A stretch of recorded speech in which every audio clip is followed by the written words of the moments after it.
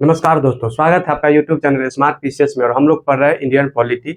और आज उसी में हम लोग बात करेंगे राष्ट्रपति के बारे में। जो राष्ट्रपति का पद है, कार्यकाल है, शक्ति है और भी तमाम बातें करेंगे जो राष्ट्रपति से जुड़े हुए हैं। ठीक है, तो इसी के बारे में आज हम लोग पढ़ेंगे इस वीडियो में। आइए हम लोग देखते हैं। ठीक है दोस्तों, तो इसका बात कब कहाँ किया गया है संविधान में? तो भाग 5 में राष्ट्रपति के बारे में बात किया गया है, अनुच्छेद 52 से 78 तक। ठीक है, भाग 5 में यह बात किया गया है। राष्ट्रपति यानी कि संघ की कार्यपालिका, मतलब संघ का कार्यपालिका कौन होता है? तो वो राष्ट्रपति ही होते हैं। ठीक है, उसके बाद देखते हैं राष्ट्रपति से जुड़े अनुच्छेद। तो सबसे पहले देखते हैं अनुच्छेद 52 यानी कि अनुच्छेद 52। इसमें राष्ट्रपति का पद दिया गया है और भारत का प्रथम नागरिक होगा। राष्ट्रपति क्या होंगे? भारत के प्रथम नागरिक कौन होते हैं? राष्ट्रपति होते हैं, वरीयता क्रम में जैसे होते हैं। ठीक है,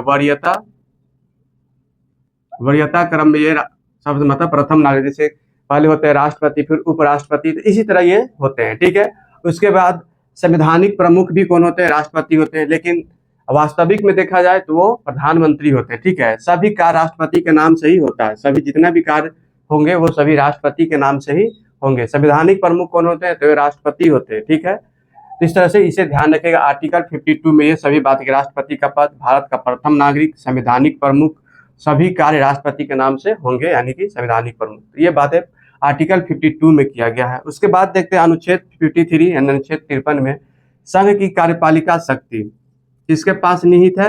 ये राष्ट्रपति में निहित है। ठीक है, संघ की कार्यपालिका शक्ति राष्ट्रपति में निहित है, चाहे स्वयं या अपने अधीनस्थ के माध्यम से प्रयोग करें। या तो स्वयं यूज कर सकते हैं या अधीनस्थ के माध्यम से ही प्रयोग करें, लेकिन ज्यादातर ये अधीनस्थ के माध्यम से ही कार्य करते हैं।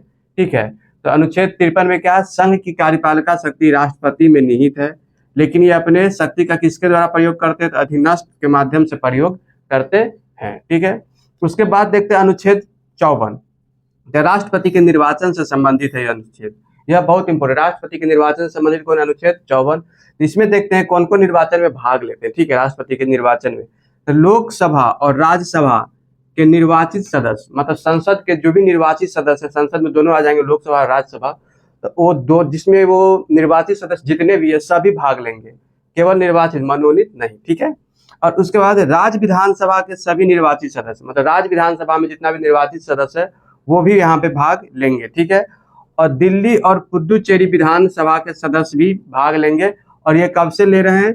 17th कॉन्स्टिट्यूशनल अमेंडमेंट एक्ट 1992 से। ठीक है, मतलब 17वां संविधान संशोधन 1992 के तहत से इनको भी मतलब ये अधिकार दिया गया। दिल्ली और पुदुचेरी विधानसभा के सदस्य भी इसमें भाग ले सकते थे। ये तीनों पॉइंट को ध्यान रखिएगा। लोकसभा और राज्यसभा के सभी निर्वाचित सदस्य, राज्य के विधानसभा के निर्वाचित सदस्य और दिल्ली और पुदुचेरी विधानसभा के सदस्य, ये सभी भाग लेंगे राष्ट्रपति के निर्वाचन में। ठीक है, उसके बाद देखते हैं अनुच्छेद 55 में राष्ट्रपति के निर्वाचन की विधि। ठीक है, तो इसका निर्वाचन की विधि एक जटिल प्रक्रिया है। जैसे मान लीजिए राज्य का पूरा जनसंख्या हो गया, उसके बाद राज्य विधानसभा की बात किया गया, तो विधानसभा में कौन? तो एमएलए होते, विधायक होते हैं। तो जो होते हैं राज्य की पूरी जनसंख्या बाद मतलब बट्टे में आ जाएगा नीचे कौन?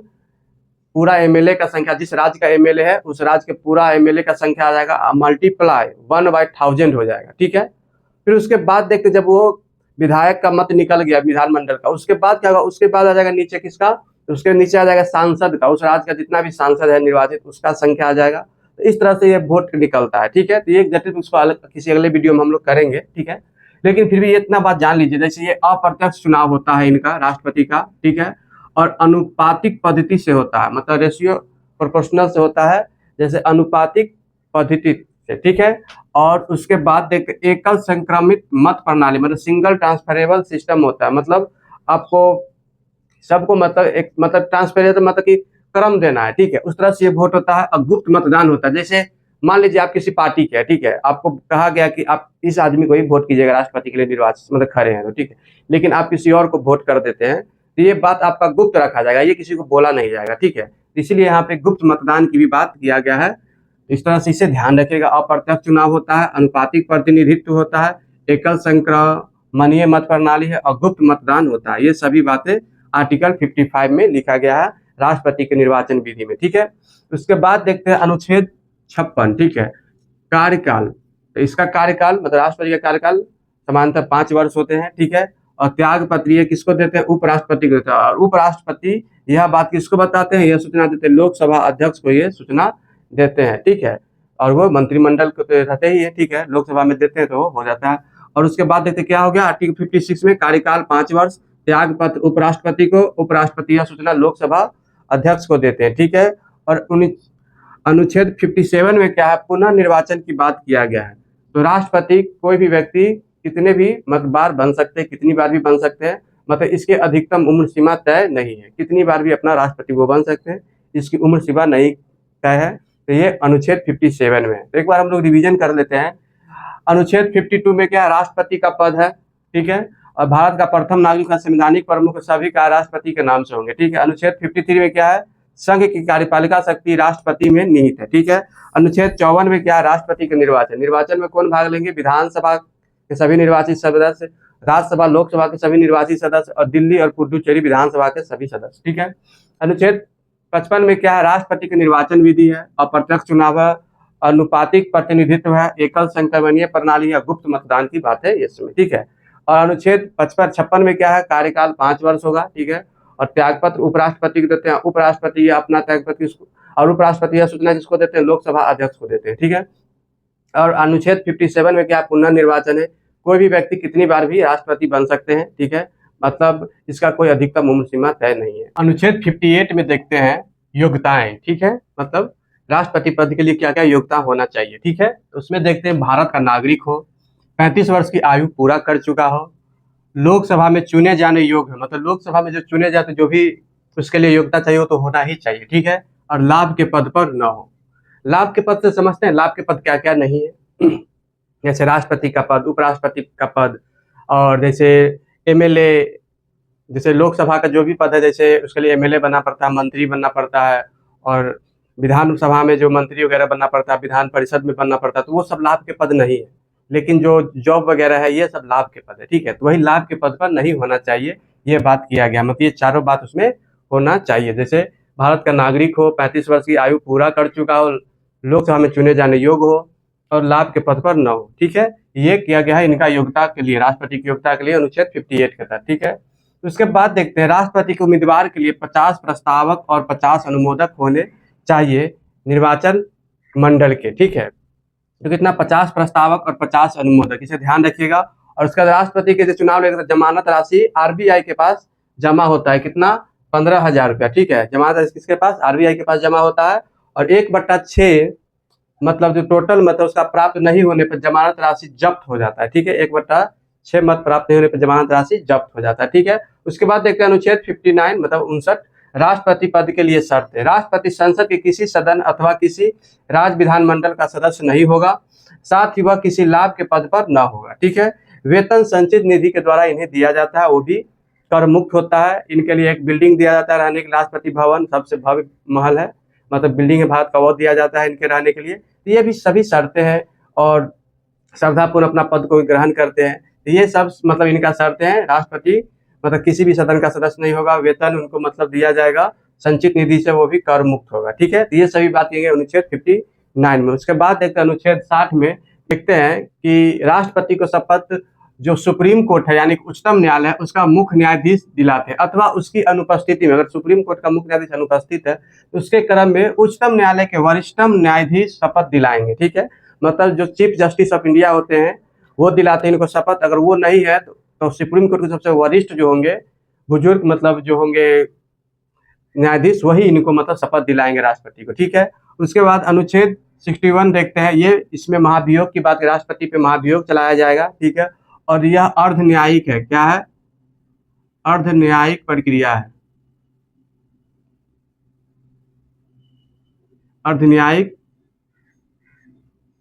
प्रक्रिया है, ठीक है दोस्तों। तो इसे ध्यान रखें, अर्ध न्यायिक प्रक्रिया है और संविधान के उल्लंघन की स्थिति में ही केवल चलाया जाता है और 14 दिन पूर्व इसकी सूचना देना होता है। और यह किसी भी सदन में ला सकता है, लोकसभा या राज्यसभा किसी भी सदन में यह लाया जा सकता है। और बहुमत 2/3 बहुमत से दोनों सदनों में पारित होना चाहिए, ठीक है। तो ये बात किया गया किसमें, ये अनुच्छेद 61 में किया गया है।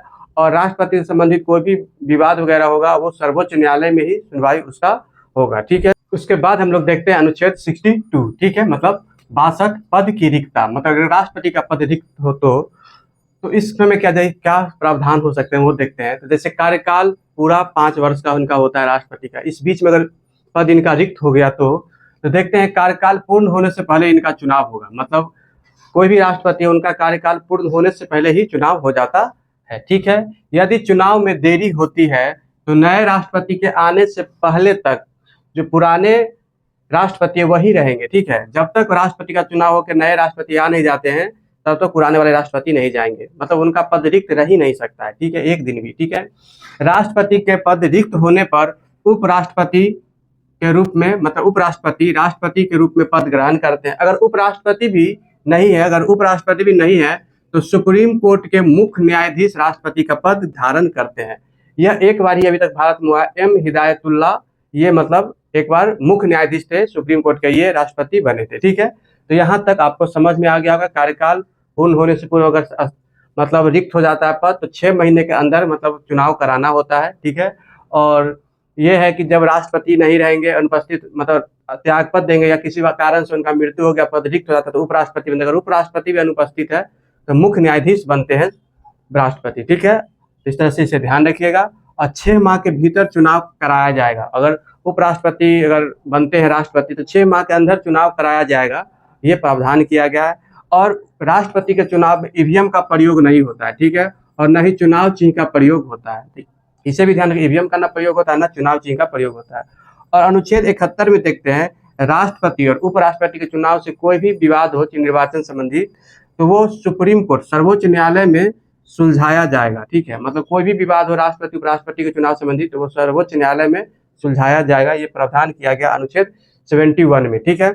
उसके बाद देखते हैं डॉक्टर खरे बनाम इलेक्शन कमीशन ऑफ इंडिया 1957 एक केस है, ठीक है। इसमें बात कहा गया है कि अगर कोई विधानसभा भंग हो तो राष्ट्रपति चुनाव हो सकता है, या विधानमंडल में कोई मतलब पद रिक्त हो, मतलब कोई एमएलए है उनका सीट रिक्त है, मतलब किसी कारण मृत्यु होगा, वहां चुनाव रहते रिक्त हो गया वो पद, तो क्या इसमें राष्ट्रपति का चुनाव होगा? हाँ जी, इसमें ऐसे में राष्ट्रपति का चुनाव 100% होगा। अगर पद रिक्त है उससे कोई मतलब नहीं, 6 माह के अंदर कराना है, जितना सदस्य उसी के अनुसार चुनाव होगा तो होगा। तो इस तरह से हम लोग ये सभी देखें।